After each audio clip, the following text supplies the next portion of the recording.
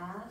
하나님 아버지, 오늘 이렇게 주일 예배 첫 시간을 랩런트 예배로 드리게 하시며 감사합니다. 오늘 이 말씀이 우리 랩런트들 마음속에 깊이 뿌리내리게 하시고 정말 말씀 따라 살 수 있는 우리 랩런트들 될 수 있도록 역사해 주세요.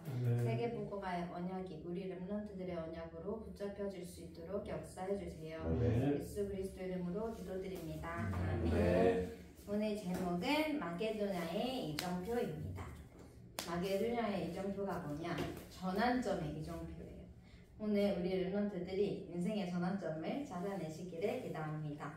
서론으로 우리가 살다 보면은 문제가 오고 한계가 느껴지고 벽에 맞닥뜨릴 수가 있어요. 근데 그때마다 어떤 사람이 있냐? 당황하고 낙심하는 사람이 있어요. 그래서 결국에는 주저앉는 사람이 있어요. 또 반면에 뭐 홍해나 광야길을 걸어갔던 이스라엘 백성처럼 원망하고 그 장로님이 삼불 말씀해 주셨잖아요. 불평, 불만, 불신앙 이런 거를 하는 사람들이 있어요. 그래서 결국에는 시간을 낭비하고 에너지를 낭비하는 이런 낭비하는 사람이 있어요. 또 어떤 사람이 있느냐? 하나님은 지금도 일하신다는 걸 믿는 사람이 있어요. 하나님을 믿는 사람이죠. 하나님의 뜻이 무엇인지를 찾는 사람이 있어요. 무릎 꿇고 엎드려가지고 하나님한테 기도하는 사람이 있는 거예요. 이렇게 세 가지 사람이 있는데 우리 랩런트들이 내가 어디에 속한 사람인지를 발견을 해야 돼요. 우리는 세상에 속한 사람인지 아니면 하나님한테 속한 사람인지, 세상에 문제가 온다고 해서 불평, 불만, 불신앙으로 무너지고 낙심할 사람인지, 아니면 하나님이 진짜 일하신다는 거를 알고 하나님한테 속한 하나님의 백성인지 우리 랩런트들이 생각을 해봤으면 좋겠어요. 그래서 우리는 문제 만났을 때가 제일 중요해요. 사실 평안하고 문제가 없을 때는 누구든지 잘 누리고 있는 것 같단 말이에요. 우리 요셉이랑 요셉 형들, 하나님을 믿는 사람들이 다 죽었음에도 잘 됐었잖아요, 백성들이. 근데 그때도 그냥 잘 되니까 더 하나님을 믿지 않고 우상을 섬겼단 말이에요. 근데 막상 문제가 왔을 때는 하나님이 다시 일하신다는 증거란 말이에요. 그래서 우리 랩런트들이 문제가 왔을 때 가장 중요해요. 그래서 어려움 왔을 때 하나님한테 엎드려서 기도할 수 있는 사람이 진짜 제자인 거죠. 그래서 우리가 문제를 믿는 게 아니라 하나님을 믿기 때문에 주저앉고 원망하고 불평, 불만, 산불하고 불신앙하고 이런 사람이 아니라 진짜 엎드려서 무릎 꿇어서 하나님한테 기도하는 사람이 돼야 돼요.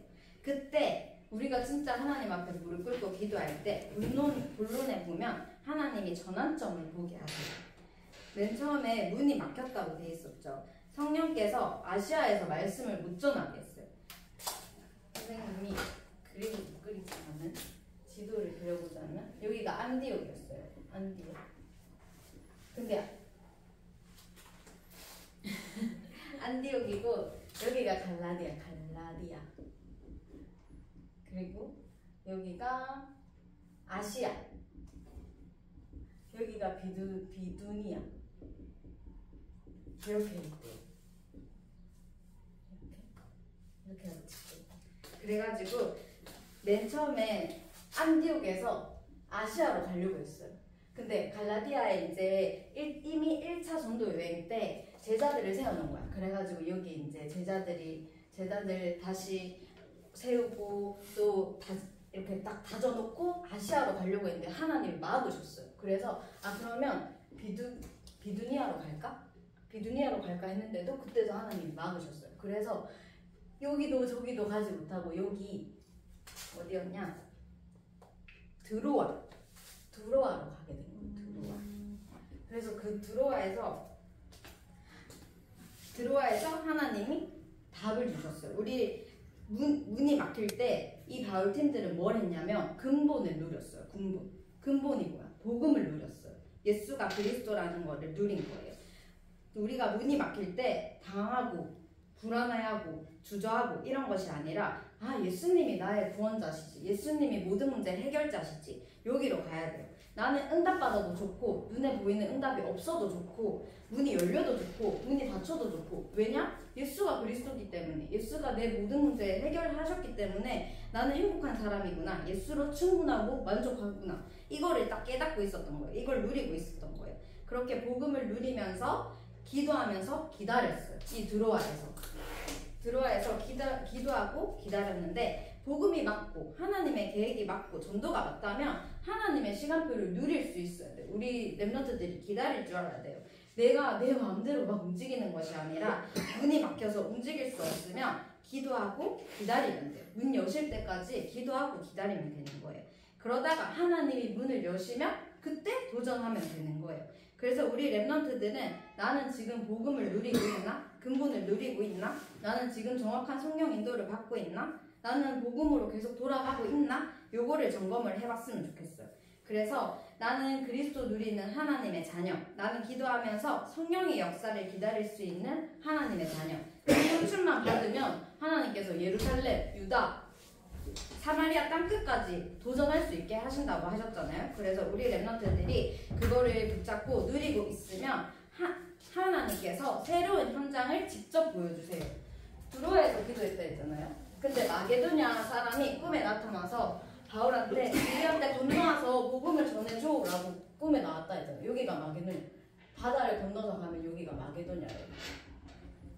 선생님도 처음 알았어요.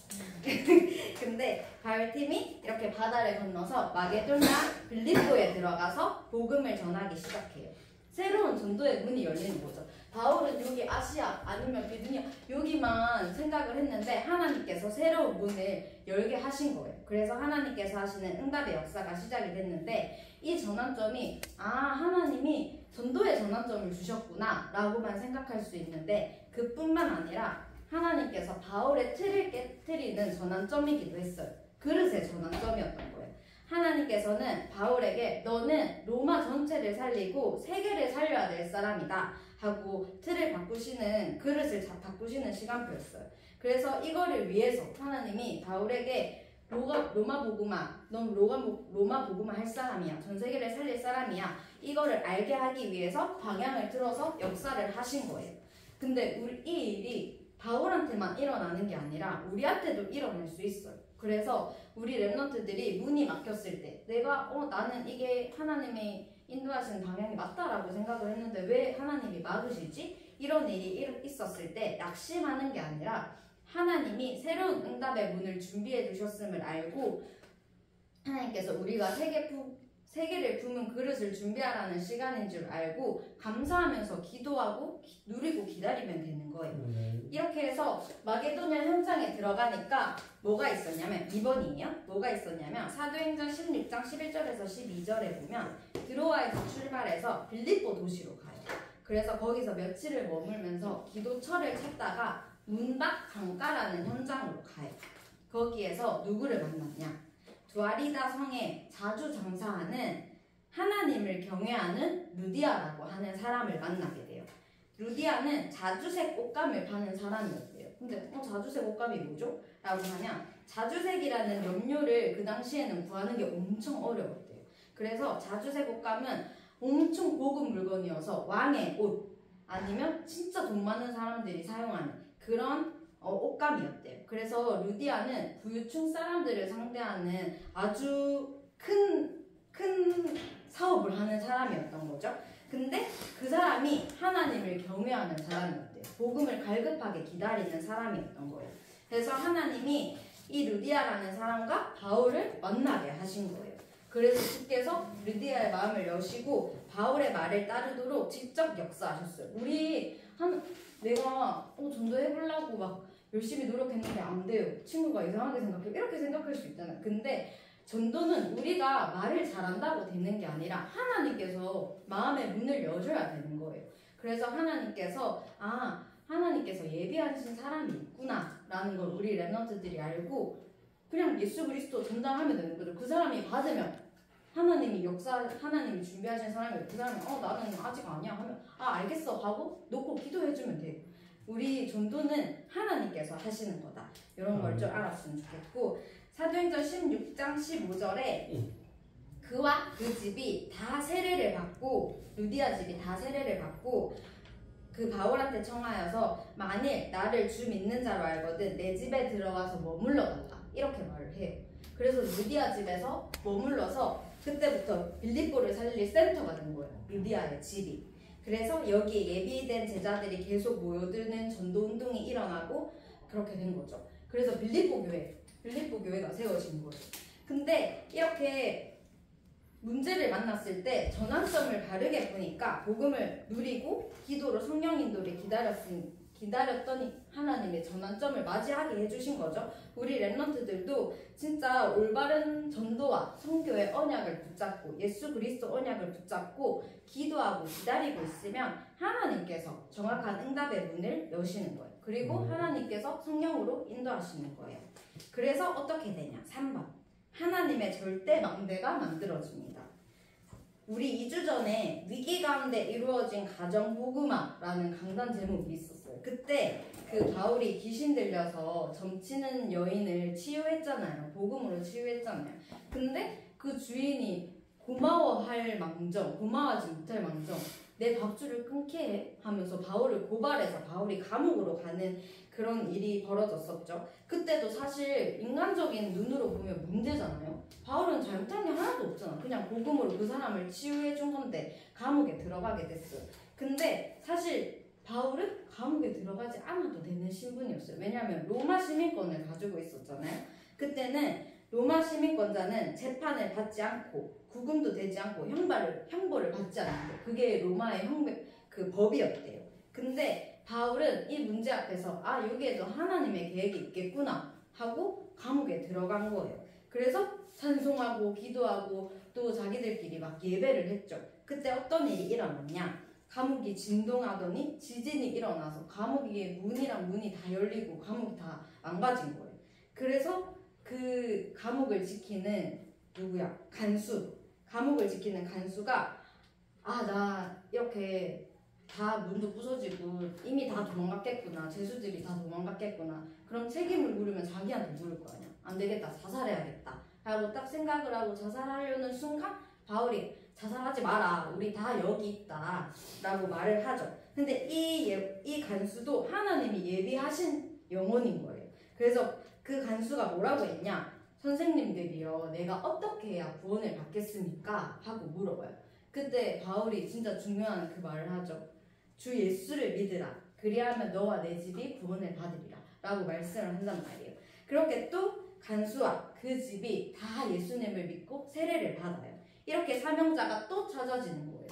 이렇게 우리가 진짜 전환점을 찾아냈으면 성령의 인도가 우리한테 임하게 돼 있어요. 그 성령의 인도가 뭐냐면 말씀 운동이 일어난다는 거예요. 전도 운동이 일어난다는 거예요. 이걸 보고 우리는 하나님의 절대 망대라고 하는 거예요. 우리한테 문제가 오고 문이 막혔을 때는 낙심하는 게 아니라 산불하는 것이 아니라 진짜 복음 누리고 기도로 기다리면서 시간표가 왔을 때 도전하면 되는 거예요.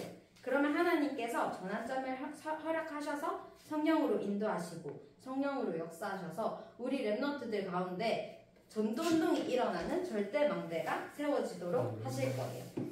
결론으로 우리 랩런트들한테 문제가 왔을 때 왜 빨리 자기를 점검을 해야 돼요. 나한테 왜 문제가 왔지? 근데 문제가 오는 경우가 내가 잘못해서 문제가 올 수도 있어요. 그때는 회개하고 갱신하고 하나님께 돌아가면 돼요. 하나님 앞에 다시 서면 돼요. 나의 영적 상태를 딱 생각했을 때 내 영적 상태가 지금 좀 복음이랑 안 맞는데 전도랑 안 맞는데 나는 지금 영적 상태가 조금 무너져 있는 것 같은데 라고 생각을 하면 영적 상태를 살리면 되는 거예요. 다시 하나님 앞에서 말씀 누리고 묵상하면서 말씀 잡고 기도하면 되는 거예요. 근데 나는 아무 잘못도 안 했고 아무 잘못도 안 했는데 내한테 문제가 왔다. 그러면 그 속에 하나님의 계획이 숨어져 있는 거예요. 나는 복음 전하는데 지금 억울하게 핍박당했다. 내가 복음과 방향이 맞고 전도와 방향이 맞는데 내 상태가 진짜 영적 서밋의 상태인데 문제가 왔다. 그러면 기도하고 기다리고 있으면 돼요. 하나님의 여기에 영원한 축복으로 역사하시고 전환점을 주시게 될 겁니다.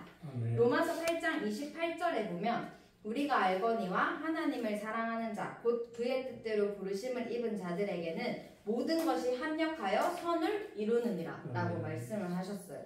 결국에는 우리한테 문제 같았고 우리한테 어려움 같았던 그 일이 합력해서 전도운동을 일어나는 그런 역사를 하나님께서 보여주신다는 거죠.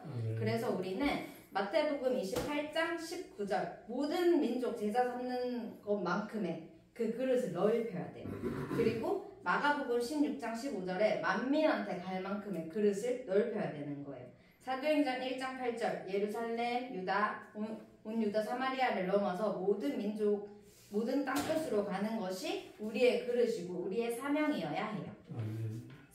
우리 바울도 사도행전 9장 15절에 보면은 이방인과 인분들과 이스라엘 자손들에게 내 이름을 증거하기 위해 택한 나의 그릇이라고 하나님이 바울에게 말씀을 주셨잖아요. 그게 바울의 그릇이었어요. 그래서 하나님께서 이 아시아를 막은 게 바울의 그릇을 넓히는 전환점이었던 거예요. 그래서 우리 랩런트들도 오늘부터 기도로 그릇을 넓히는 그런 준비를 해야 돼요. 세계를 마음에 품을 만큼 그릇을 만들어야 돼요. 우리 항상 입버릇처럼 하는 말 있잖아요. 2, 3, 7 나라 5천 종족. 근데 이게 그냥 구호가 아니라 우리 랩런트들이 진짜 그걸 붙잡고 품고 기도할 수 있을 만큼의 그릇을 넓혀야 돼요. 그 그릇을 넓히는 방법은 기도밖에 없어요. 기도. 말씀 잡고 기도하고 기다리는 것밖에 없어요. 그럼 하나님께서 우리 랩런트들을 역사하시고 인도에 가실 거예요. 그래서 오늘 하나님이 주시는 응답의 전환점을 볼 수 있도록 우리 랩런트들이 진짜 영적인 눈을 열고 누리고 기다리고 도전하는 우리 랩런트들 되기를 예수 그리스도 이름으로 축복하고 기도합니다. 기도하고 마치겠습니다. 하나님 아버지, 오늘 이렇게 말씀 듣게 하시면 감사드립니다. 우리를 하나님의 자녀로 삼아주심에 감사합니다. 문제가 왔을 때 우리 힘으로 노력하는 것이 아니라 복음을 누리고 기도하고 기다리면 하나님께서 모든 것 행하심에 감사합니다. 이 축복과 권세를 마음껏 누리는 우리 랩런트들 될 수 있도록 역사해 주세요. 예수 그리스도 이름으로 기도합니다. 아멘.